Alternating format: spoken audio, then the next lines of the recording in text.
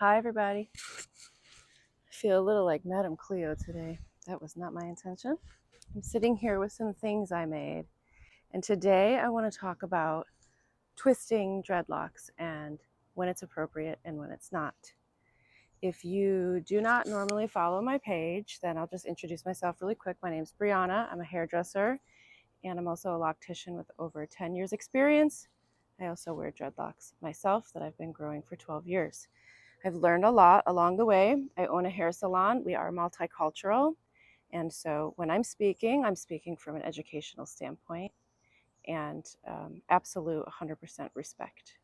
So let's just talk really quickly about hair types. I do not want to go too deeply into it because that's something you can find on Google yourself. I'm just going to introduce you to it. So there's 4 basic hair types. We have straight hair, right? Pretty self-explanatory.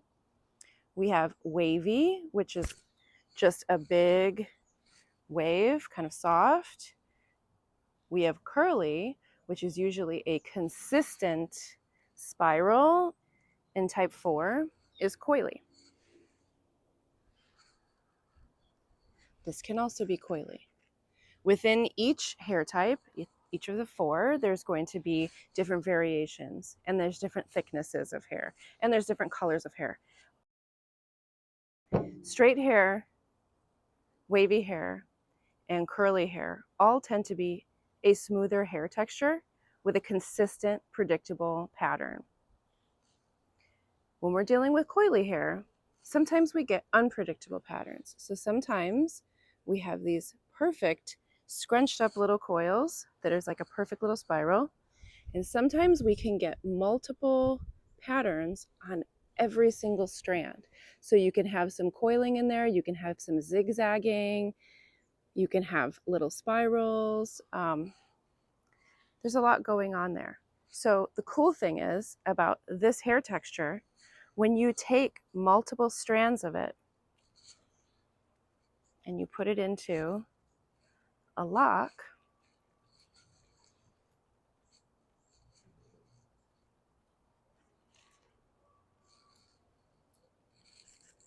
you can take that hair and you can twist it, stretch and twist it.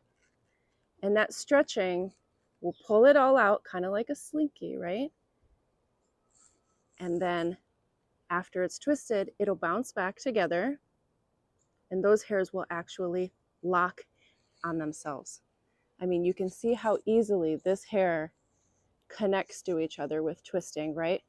I'm using these wires because we can look at hair like blown up, not quite microscopic, but bigger, and we can really see what's happening. Those hairs, because of all of the different types of textures and coils going on, they grab onto each other, and stretching and twisting those hairs causes them to lock. And this is how we get the word lock, because it actually does lock, right? And it'll just stay that way because it's like centrifugal force, right? The curl is going this way, another curl is going this way. We're forcing them to twist together, and they want to twist back, but they can't, so they lock and they stay together in a perfect twist. That is one method of doing dreadlocks. If I were to take, let's start with wavy hair. If I were to take wavy hair and twist it, all that's going to happen is that hair is going to get smooth. See that? And then it's going to fall right back apart because nothing is going to lock. There's nothing to lock. It is the same thing with people with curly hair. And they think, oh, I should be able to do it. My hair is really, really curly. And it's going to be the same thing. You're going to take that hair, you're going to twist it, and guess what's going to happen? It's going to just smooth out, right? And then it's going to come boop, right back apart. These things aren't locking at all. So when we have smoother textured hair, you have to get the hair to mat up, right? So the hair has to freeform, which causes tangles, and those tangles over time, they do lock into position, or back combing, or crocheting, or root rubbing. All of these things causes the hair to do what it would do over time. Although as a loctician, we're mechanically making it happen faster. And then that hair locks up because it creates that texture that, brushing every day smooths out, or having a naturally, straight hair texture.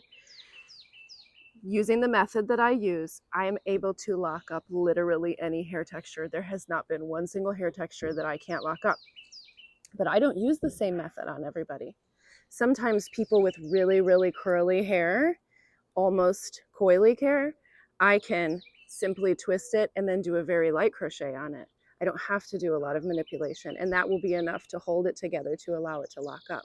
So anyway, please stop twisting people's hair. I know you want to get that hair tight to the root. I know you want it to look tidy. I know you want to see the grid. But I think it's fair to ask people to let go of that a little bit, and to understand that not every hair type or everybody's style is that tight, gridded out look. That is more appropriate maybe for somebody who has coily hair and can get their hair tightened. If we continue to smooth out people's hair and try to make it as tight as possible, what I find as a loctician fixing other people's work is that the hair comes straight out of the scalp. This is what interlocking does. This is what over twisting does. This is what putting bands in the wrong place does. It rips the hair straight out of the scalp. If we can just let go and let ourselves be lovely in the hair type that we can have any hairstyle we want that is appropriate to our hair type and to our own personal fashion statement. I just want us to be able to embrace our own individuality and not think that we have to all look the same, or that we're trying to look like another person who doesn't have the same things going on as us. We can all be beautiful using what we already have. It's unique and it's perfect, and everybody can have dreadlocks.